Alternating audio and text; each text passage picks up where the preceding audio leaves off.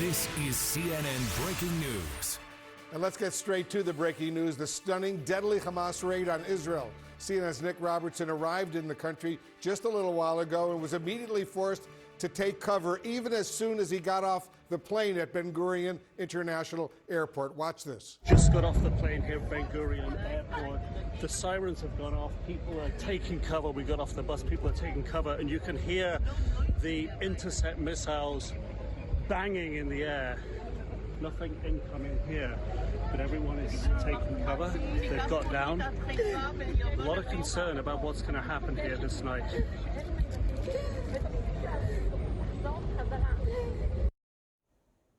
And Nic Robertson is joining us now live from just outside the Gaza Strip. He's in Ashkelon, not far from Gaza. Nic, set the scene for us. What are you seeing on the ground there right now? Yeah, Wolf, we've come a little bit south of Ashkelon now. We're just outside of a small town called Zikim. We're about 2.5 miles from the Gaza Strip. I'm hearing explosions behind me. They sound as if they're coming from the Gaza Strip. They sound like they're heavy detonations. We've heard fighter jets flying in the direction of the Gaza Strip. Israeli fighter jets would be expected flying in the direction of the Gaza Strip. We've heard those before, but Zikim is sort of right on the edge of the area. I'm hearing a lot of explosions now. Zikim is right on the edge of the area that the Hamas militants broke out of Gaza. Some of them tried to land on the beach, which is just over the hill here, as they try to make incursion by sea. This is a checkpoint here. Israeli Defense Forces, police as well, have set up here. Civilian traffic not allowed beyond here. This is a very active zone at the moment. There's a lot of military activity in this area. We've seen Iron Dome missiles being fired out from fields nearby here. We've seen the trace around with their explosions in the air.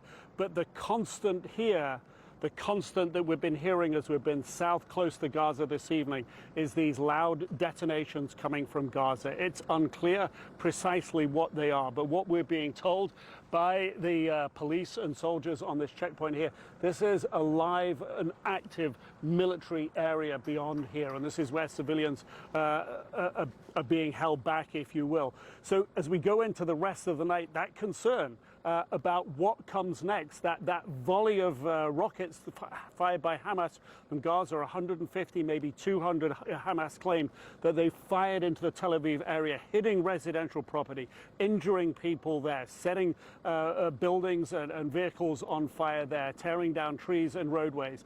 This is the picture in Israel tonight, and this is on the edge of that active zone, and I'm hearing military aircraft above me now. I would say what I'm hearing at the moment is a helicopter above me, Wolf.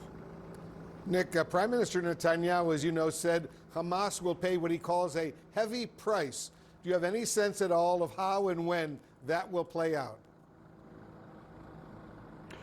It does appear as if he has a very strong intent. He's certainly said that verbally, and I think if we compare and contrast Hamas's military actions against Israel before by rocket fire, the response that has brought has been a very tough response. What has happened today is quantifiably different to what we've seen in the past. Hamas breaking out, killing Israeli civilians, taking Israeli civilians and military personnel, they claim, hostage, taking them back to Gaza. So this is a dynamic and fluid situation for the government that has to weigh up its next move. But the Prime Minister saying it will be indicating it will be a very, very strong move. So on our travels this evening, we haven't seen the movement of huge military hardware. But in a scenario as the government is presented with right now, it will take them a little time to make the precise decisions on what they're going to do and how they're going to do it, and then bring the personnel and the equipment into position. So in terms of the timeline for whatever the government does, in terms of a big response, obviously what we can hear are airstrikes, and we've seen airstrikes going on today in Gaza. There has been that immediate response, but how that follows up and how big the force is that confronts Hamas isn't clear, and I think that's going to take a few days at least to play out and build up. And typically what we've seen in the past here, Wolf, you've covered it so many times before, it will take some time to put a significant additional military force in this area. And the Prime Minister has said the response for Hamas will be huge. But he has also said the priority is going to be to clear out those Hamas militants who've infiltrated from Gaza that are inside Israeli territory, to make sure they are cleared out. And that's one of the reasons why this checkpoint is in place, because it's an active military zone. Beyond that, searching them out, Wolf.